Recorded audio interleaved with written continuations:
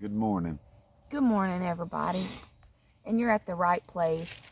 Yeah. Welcome to the good news from York Nation. That's right. That's right. Good news, and the good news we're sharing is everything in this Bible, basically. You know what I mean? But the good news we know is the gospel of Christ, and that's ultimately our subject, center of attention. But we're going through these devotions, and right now we're in Genesis, and today we're in Genesis chapter 41. And this devotion in particular is talking about dealing with the storms of life. Now, with that being said, we could just stop right there and have a big discussion, and interact, with people and let them be able to speak on and listen to people's storms of life that we've all been through. Yep. Different things, of course, and yeah, some, of course, worse, I guess, classified as others or whatever, but dealing with the storms of life, that's the way life is, ain't it? It just is. Jesus, we was talking about it yesterday, sitting around, and how Jesus said, you will suffer many things because of me, but be of good cheer, because I suffered them first and they hated me first, but be of good cheer, I have overcome. Boom. That's right. So, but this morning, we need God. We need Jesus to deal with the storms of life, Yeah, we do. We do, because I'm telling you, we've tried to do it without him, and we've tried to do it with him, or we've been, and I'm straight off the bat here, it's easier with God. And you're still going to go through these things, but God gives you peace, God gives you understanding, God gives you wisdom and insight in things that you don't focus on it so much unless you're dealing with it by yourself and or someone around you, and then you try to take on everything, and that is basically impossible to take on by yourself and deal with it, with the storms of life. So let's jump into this. A Bible thought, Matthew 6:26. Look at the birds of the air. They do not sow or reap or store away in barns, and yet your heavenly Father feeds them. Are you not more valuable than they? That's right.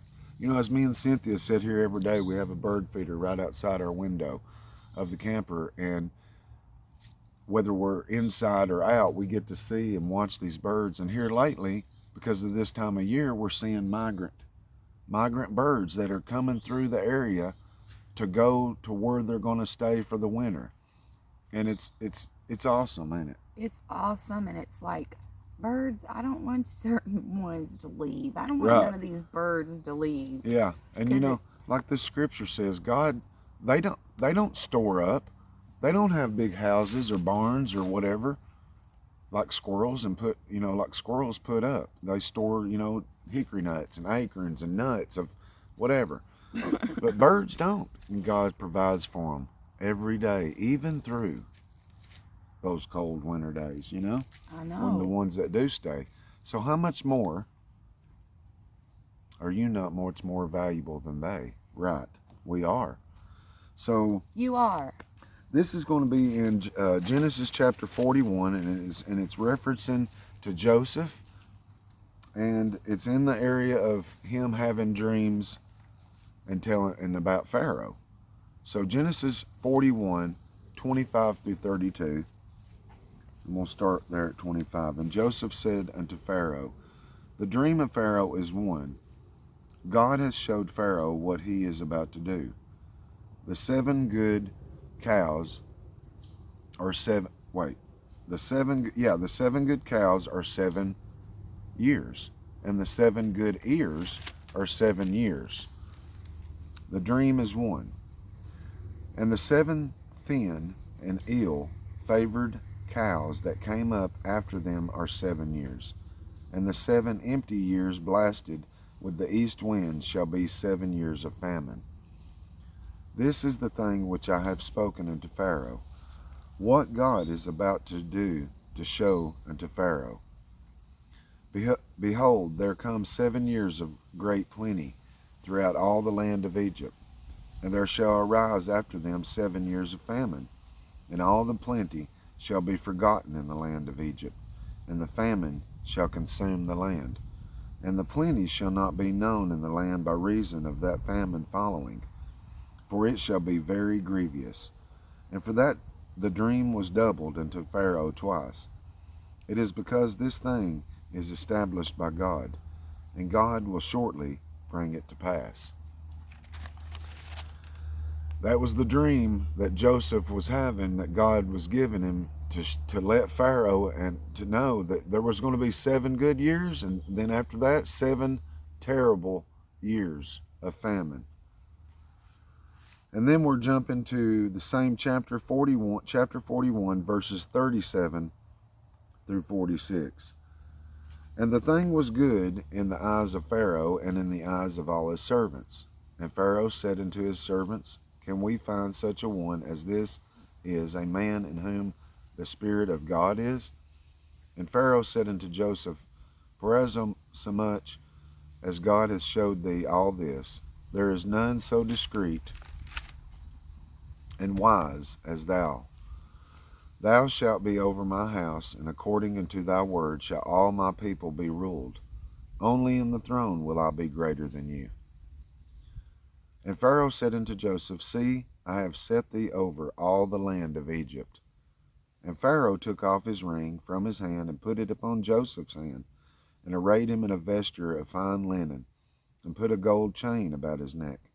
And he made him to ride in the second chariot which he had. And they cried before him, Bow the knee. And he made him ruler over all the land of Egypt.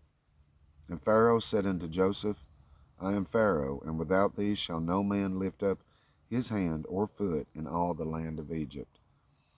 And Pharaoh called Joseph's name, Zaphnath, I can't pronounce that, and he gave him to wife Asenath, the daughter of Potiphar, priest of On. And Joseph went out over all the land of Egypt. So there's that, okay? God took care of Joseph. We know, if you go back and read the story of Joseph, I mean, he was thrown into a pit from his brothers, and then they tricked their dad thinking that Joseph has died, and then they sold Joseph eventually into the hands of the Egyptians, Pharaoh. Yeah. But see, with all that, storms of life, so to speak, God blessed Joseph. And through Joseph, he blessed the Egyptians. And then he blessed, with the famine that was coming, he blessed all the other people and his own brothers. You know, it's a very good thing to read in full, but this is a devotion, and you get it all, cram it in here and for 10, 15 minutes. So dealing with the storms of life. This has given us some quotes about life. I love you. It's cancer. She's going to be all right. It's a girl. Driver's license and registration, please. We're lost. Amount you owe is $6,432. Not guilty. Congratulations on your promotion. We did everything we could. And such is life, with its unending rush of ups and downs and twists and turns.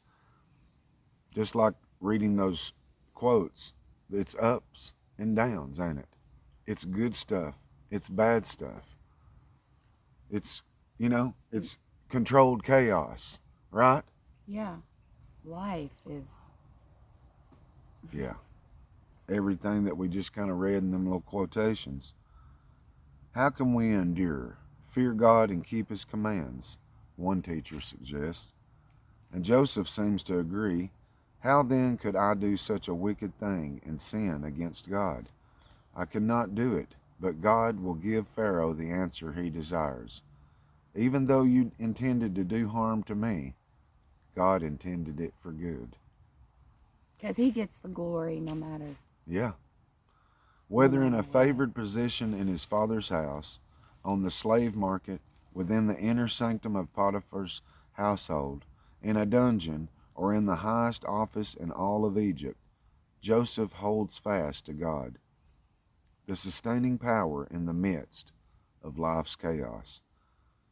As you continue on life's roller coaster ride, expect God to bring meaning out of what seems absurd, unveiling his ever-present grace and genuine hope. That's the truth. We have that grace, we have that mercy and forgiveness through Christ with God. And like Jesus said, you know, this life's not going to be lollipops and butterflies and carnival rides and everything just sweet. Because if you've lived any amount of life, you already know that I'm right on that. With life's ups and downs, you know? Yeah. Yeah. So, I don't know. And we have to keep, I feel like keeping the hope is a big very much thing. Exactly. Because we need to be thinking, hey, I know God is going to take care of this. Right. I know he is. And I've got to do better. I always want to do better. Yeah. Even when I fail, it's like I'll feel like I'm skinning my knees and it, you know, and God, he heals them. Yeah. He's there to help us up. I mean, and he sees us. Right. And just like Cynthia said, yeah, just don't give up on hope. In a world that is crazy, in a world that's hard. It can be. Yeah. It can be hard. And so let's not give up on the hope and being positive to know that all things are possible with God. All things. But with man, it's impossible. I think about it. All things are possible with God. Yeah. And you think about that and you're like, God's the one that's going to direct me the right way. Right. You can feel him in your heart, and he lets you know, I've got these storms. That's right. I've got them. They're in the palm of my hand, just like all of us are. So there we go. That's good. I like that. So guys, have a great Saturday. Have a good weekend, and be safe. Keep it real, and we'll see y'all on the beautiful next one. Hit the thumbs up. Leave us a comment. Subscribe to this thing, and yeah, go on this daily devotion journey with us. Whoa. You're gonna fall back. All right. Whoa. Yeah, these chairs are sinking. Chairs are sinking in the dirt. All right, guys. Y'all have a good night. Love you. All y'all out there. Peace out. Love yins. Yeah. And I just want to say to everybody to please never give up, because you're special. You're worth.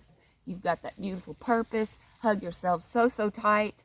And we'll see you on the beautiful next one. Okay. Always remember, love you guys, okay? Yeah. Have a good day. See y'all. You're